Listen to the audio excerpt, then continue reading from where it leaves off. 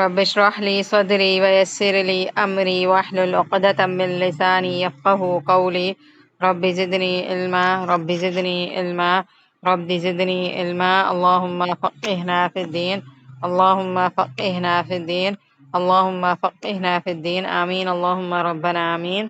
ہم سب سے پہلے کر رہے ہیں سورۃ الہمزہ، جو ہماری سورت ہے وہ ہم کر رہے ہیں ویل لکل ہمزۃ لمزہ الذي جمع مالا وعدده يحسب أن ماله أخلده كلا لينبذن في الحطمة وما أدراك ما الحطمة۔ اس میں اللہ تعالیٰ پہلی آیت کا ترجمہ ہے، بڑی خرابی ہے ہر اس شخص کے لیے جو عیب ٹٹولنے والا، غیبت کرنے والا ہو،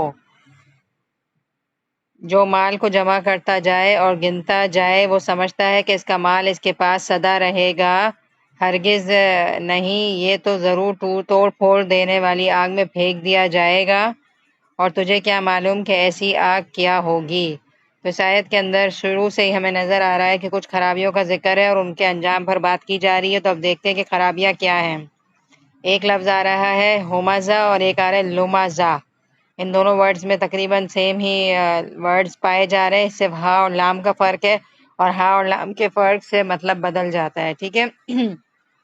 تو ہمزہ کون ہے؟ کیسا انسان ہے جو تانا زن ہو، یعنی کہ لوگوں کو تانا دینے والا ہو۔ اور تانا دینے کا مطلب تو ہم سب کو بہت ہی اچھے طریقے سے پتہ ہے کہ تانا دینے کا کیا مطلب ہوتا ہے۔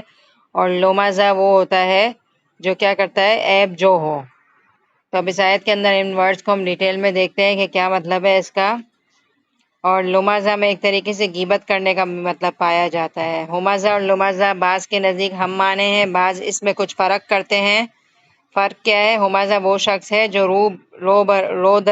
رو برائی کرے، اور لمزہ وہ جو پیٹھ پیچھے غیبت کرے۔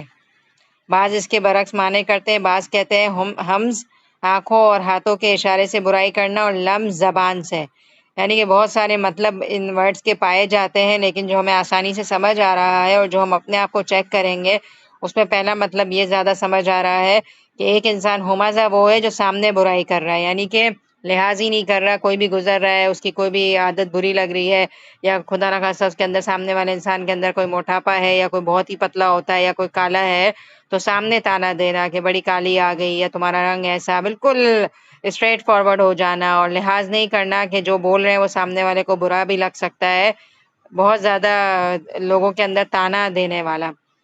اور کبھی کبھی تو ہم سامنے تانا دے رہے ہوتے ہیں اور کبھی کبھی ہم سامنے نہیں دے رہے ہوتے، تھوڑا سا ٹویسٹ کر کے دے رہے ہوتے ہیں کہ سنا سامنے والے کو رہے ہوتے ہیں اور بول برابر والے کو رہے ہوتے ہیں۔ اللہ معاف کرے، یہ ساری باتیں تو ہم سب اپنے معاشرے میں جہاں رہ رہے ہیں لوگوں کی فیس بھی بہت زیادہ کر رہے ہیں، اور اللہ ہم سب کو توفیق دے کہ ہم اپنے اندر چیک کریں کہ ہمارے اندر تو نہیں ہے یہ عادت ہے۔ ہم دوسروں کو کیوں چیک کریں؟ ہم یہ دیکھیں کہ ہمارے اندر تو نہیں ہے، اور یہ بھی سوچیں کہ جب کوئی ہمیں تانا دیتا ہے یا ہماری کوئی بات ہمارے سامنے منہ پہ بول دیتا ہے تو ہمیں کتنا برا لگتا ہے، کتنا ہمارے دل دکھتا ہے۔ تو ہم اپنی زبان سے کسی کو اس طرح کی تکلیف نہ دیں۔ اور دوسرا مطلب کیا کیا گیا ہے؟ لمزہ، ایک طرف اپنے ہمزہ کو کیا سمجھا کہ سامنے تانا دینا، اور اس کے اپوزٹ اپنے لمزہ کو یہ سمجھا کہ پیچھے پیچھے غیبت کرنا کسی کی، ٹھیک ہے۔ اور بعض مفسرین اس کے کچھ یوں مطلب کرتے ہیں کہ حمز کا مطلب ہوتا ہے آنکھوں اور ہاتھوں کے اشارے سے برائی کرنا۔ اب آنکھوں اور ہاتھوں کے اشارے سے برائی کیسے کرتے ہیں ہم؟ مثال کے طور پر کسی محفل میں بیٹھے ہوئے کوئی شخص انٹر ہو تو ہم کیا کریں؟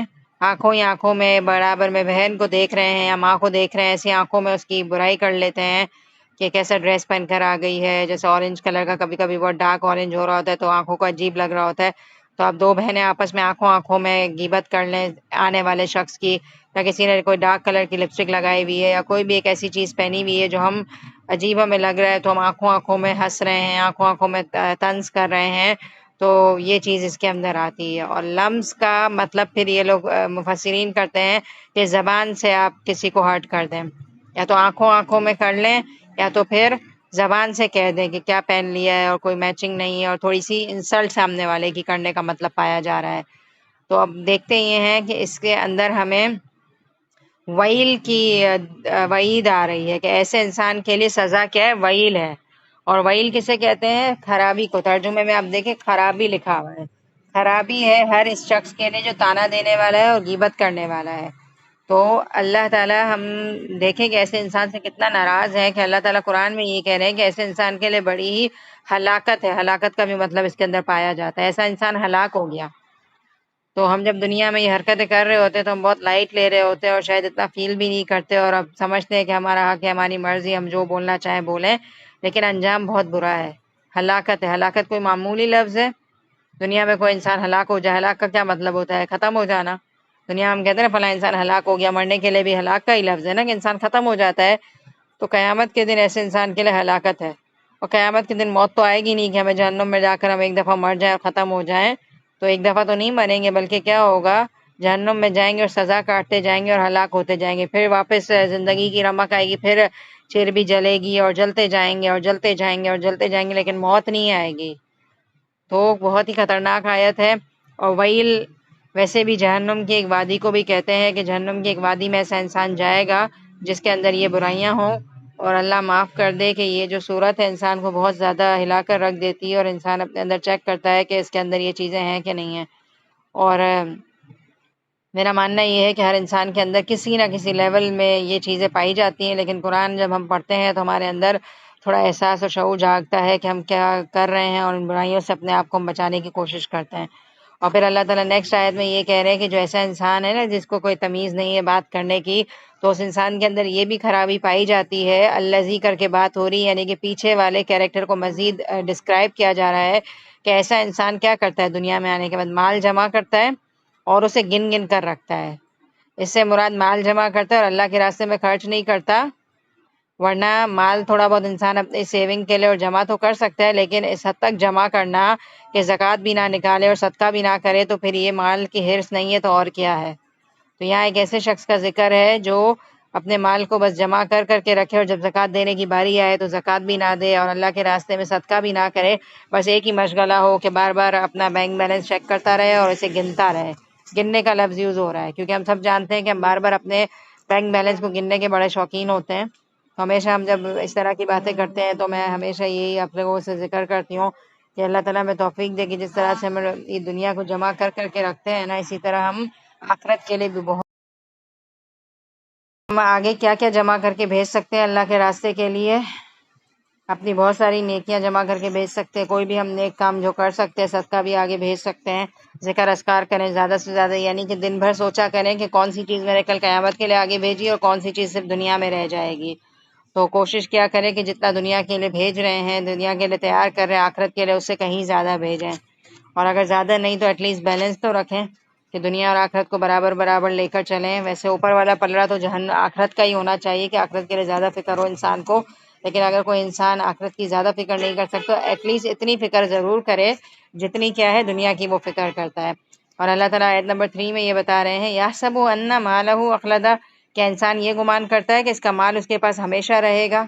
ایسا نہیں ہے نا, ظاہر سی بات ہے, مال تو کیا ہوگا, ختم ہونے والی چیز ہے. جب موت آئے گی تو ہم سب کچھ چھوڑ چھاڑ کر چلے جائیں گے, کوئی چیز بھی باقی نہیں رہے گی ہمارے پاس دنیا کی, صرف آخرت کے لیے جو بھیجا ہے بس وہی کام آئے گا.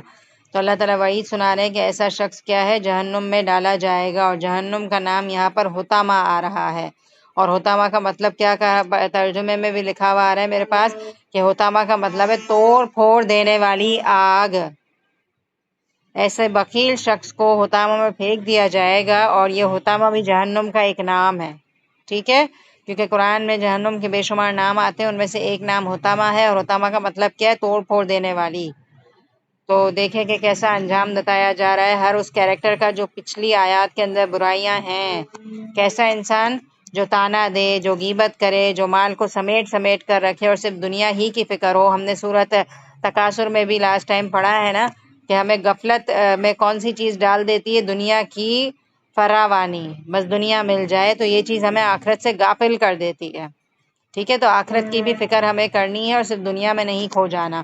وما ادراک ما الحطامہ, اور اللہ تعالیٰ یہ پوچھ رہے ہیں تمہیں کیا چیز بتائے کہ حطامہ ہے کیا. تو قرآن تمہیں بتاتا ہے نار اللہ الموقدہ, آگ ہے اللہ کی سلگائی ہوئی.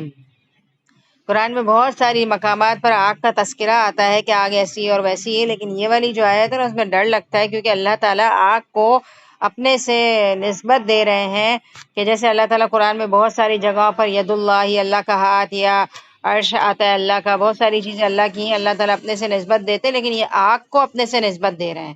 یعنی کہ اللہ تعالیٰ اتنی عظیم ذات، اتنی مہربان ذات، اتنی پیاری اللہ تعالیٰ ہم سے محبت کرتے ہیں، تو ڈر بھی لگتا ہے کہ اتنی محبت کرنے والی ہستی اپنے سے آگ کو جوڑ رہی ہے، تو اس سے یہ بات سمجھ آتی ہے کہ اللہ تعالیٰ نے دنیا میں ہمیں بھیجا ہے بہت اہتمام کے ساتھ، اور بہت زیادہ چیزیں ہمیں دی ہیں اور نعمتیں دی ہیں اور جنت بھی ہمارے لیے بنائی ہے، لیکن ان ساری نعمتوں کے باوجود بھی اگر ہم اللہ کو نہ پہچانے اور زندگی میں اپنی منمانی کرتے رہے تو پھر ایسے موقع پر اللہ بھی ہم سے ناراض ہو جائیں گے۔ اور اللہ تعالیٰ نے ایک آگ بنائی ہے جو اپنے نافرمان بندوں کے لیے بنائی ہے، اللہ نہیں چاہتے کہ کوئی اس میں جائے، لیکن ہماری حرکتیں اللہ معاف کرے ہمیں اس آگ کا حقدار بنا دیتی ہیں۔ تو بہت عجیب تکلیف ہوتی ہے نار اللہ الموقدہ، یعنی کہ اللہ کو محبت اتنی اللہ تعالیٰ ڈال نہیں سکتے ہمیں، لیکن ہم ایسے اعمال کرتے ہیں کہ اللہ تعالیٰ پھر ہمیں اس آگ سے دوچار کریں گے۔ اللہ تعالیٰ ہم سب کو محفوظ رکھے۔ التی تطلع علی الافئدہ، یہ وہ آگ ہے جو انسان کے دلوں پر پہنچ جائے گی۔ التی وہ تطلع پہنچنے والی ہے، علی الافئدہ دلوں پر، یعنی اس کی حرارت دل تک پہنچ جائے گی۔ اگرچہ دنیا کی آگ کے اندر بھی یہ خاصیت ہے کہ وہ دل تک پہنچ جائے، لیکن وہ پہنچتی نہیں، کیونکہ انسان کی موت اس سے پہلے ہی ہو جاتی ہے۔ لیکن جہنم کی آگ دلوں تک پہنچے گی لیکن موت نہ آئے گی باوجود آرزو کے۔ کتنی خطرناک، اس کی میں نے آپ کو تفسیر پڑھ کے سنائی کہ کیا لکھا ہوا ہے یہاں پر، کہ دل کے اندر تک چلی جائے گی۔ کیونکہ دنیا میں انسان اگر جل رہا ہوتا ہے نا تو اس کے دوسرے آرگنز جلنا شروع ہو جاتے ہیں، تو دل تک ابھی آگ پہنچی نہیں ہوتی کہ موت واقع ہو جاتی ہے، لیکن وہاں کیا ہوگا، مرنا تو ہے نہیں، تو دلوں تک پہنچ جائے گی آگ۔ تو کتنی تکلیف دہ کیفیت ہے اور کتنی خطرناک یہ آگ ہے۔ انہا علیہم مؤصدہ، بے شک وہ ان پر بند کی ہوئی، اور ان پر بڑے بڑے ستونوں میں، فی عمد ممددہ، ہر طرف سے بند کی ہوئی ہوگی، کس لمبے لمبے ستونوں میں۔ موصدہ، جہنم کے دروازے اور راستے بند کر دیے جائیں گے تاکہ کوئی باہر نہ نکل سکے، اور انہیں لوہے کی میخوں کے ساتھ باندھ دیا جائے گا جو لمبے لمبے ستونوں کی طرح ہوں گی۔ بعض کے نزدیک سے مراد بیڑیاں یا طوق ہیں، اور بعض کے نزدیک ستون ہیں جن میں انہیں عذاب دیا جائے گا۔ یعنی کہ کمپلیٹلی جب انسان اندر چلا جائے گا جہنم کے، اللہ معاف کرے، تو کمپلیٹ اس کو بند کر دیا جائے گا، مطلب نکلنے کے کوئی چانسز ہی نہیں ہوں گے۔ اب دنیا میں بھی جو لوگ قید ہوتے ہیں تو کتنی بڑی بڑی جیسے جیل وغیرہ ہوتی ہے، تو لوہے کے بڑے بڑے جیل کے جو دروازے ہوتے ہیں اس کے اندر انسان کو بند کر دیا جاتا ہے اور کوئی چانسز نہیں ہوتے کہ انسان باہر آئے۔ تو یہ تو دنیا ہے نا، دنیا میں بھی پکڑنے کا اتنا مضبوط انتظام لوگ کرتے ہیں، تو کہاں یہ کہ اللہ کی جہنم، اور پھر وہاں پر مضبوط انتظام کہ کوئی انسان باہر نہ آ سکے۔ اور کیسی آگ ہوگی؟ اللہ کی آگ، اور بار بار جلا رہی ہوگی انسان کے دلوں کو، اور انسان بند ہو کر قید ہو کر رہ جائے گا۔ تو بات یہ ہے کہ ان آیات کو پڑھ کر ڈر تو لگتا ہے، لیکن ہم کیا کوشش کریں کہ جہنم سے اللہ کی پناہ مانگیں، اور دوسرا کوشش یہ کریں کہ صرف پناہ نہیں مانگنی ہے بلکہ ان عمل سے اپنے آپ کو بچا لیں، اور یہ عمل ہمارے اندر کہیں نہ کہیں شامل ہے۔ اللہ تعالیٰ ہم سب کو اس سے محفوظ رکھے۔ اور آپ دیکھیں کہ تانا